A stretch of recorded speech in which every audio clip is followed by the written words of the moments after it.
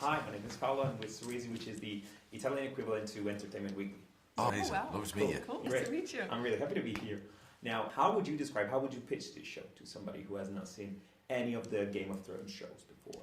Well, that's 1% of people in the world. But I would say perfect entry-level Game of Thrones show if you're looking for something lighthearted or a super long sentence or a transition into the other shows. This is a great start.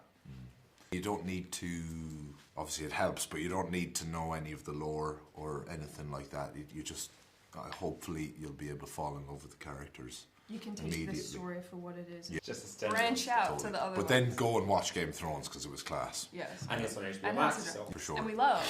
Right. And House of Dragon as well. Let's get them all in. And now, we're currently witnessing some sort of a fantasy renaissance on television and movies, and I'm curious as to know, why do you think that is? Is it just escapism, or is there something more to it? It's definitely escapism. 100% escapism. Everything in the world is getting so chaotic, and everything's on our phones, and everybody's on their screens all the time, and it's nice to feel like when you're watching something, it's not a mirror of your life. You're not watching someone work in an office and have drama. It's nice to escape to a whole new world with other problems, and maybe you can be like, thank God my life is not that bad, my problems are not that bad. It's boredom too.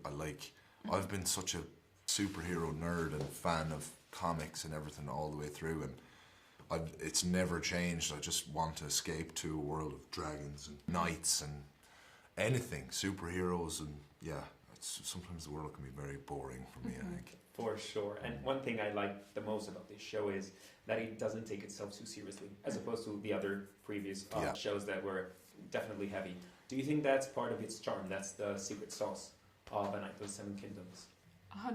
Yeah. That's part of the charm I think it's a great quality in a person to not take yourself too seriously 100%. And an extremely entertaining quality in a show when it isn't so uppity. Completely. Some things need to be that way. Sometimes that fits the script, but the tone of this show is so, it's just perfect lighthearted. I think it would be really absurd if everything was very serious and in line with the other shows.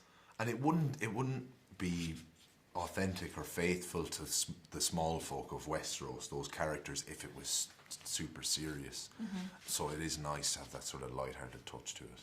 Was it daunting for you guys to come in and play into such a rabid sandbox as the one of Game of Thrones? It's intimidating. People love these books and love the Game of Thrones universe. I've created those books have been out for 20 plus years, so people have had 20 plus years to imagine what the characters are like and their personalities and how they interact with each other. So trying your best to fulfill those desires from people is kind of daunting, while also trying to stay true to your own acting and your own interpretation of the character. But I think we've both created characters that are very authentic to the books, but also still service us as actors. Absolutely. It's terrifying because the passion of the fan base, and I am part of that fan base. I was there for all of the original series, so you know what you're getting into, and you've such sort of, as you said, reverence. I have such reverence myself for the world, and then to find out that from the books, Dunk and Egg are such a beloved characters, and Tanzyn and Lionel Baratheon and the Fossaways, and you're like, you really want to do it justice too. And what I'm really proud of as well is there's always a chance to corrupt literature when you're translating it to screen, and I'm really not a fan of when that happens. So we created something that's fresh, and Ira had such a brilliant translation to the script, but it is absolutely to the point of the novella, which is beautiful, and long may that stay when we do season 2 and 3 as well. That's wonderful. Final question. What are you currently watching? Currently watching, United States of Tara.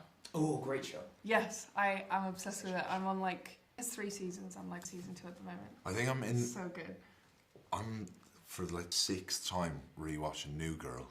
Oh.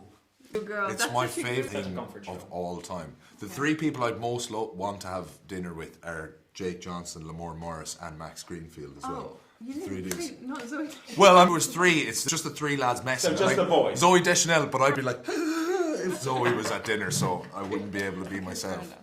I love her too, of course. But Yeah. yeah, watching No, it like the so fifth good. time, to the point where my partner and her daughter are getting sick of hearing Yeah, she did say Schmidt that. laughing and stuff. Yeah, It's like, asleep to it and everything. Yeah, This is a good Wonderful. one. I'm afraid that's my time. Thank you so much for thanks tuning so in, much. guys. Thank Cheers, you. appreciate it. Thank you.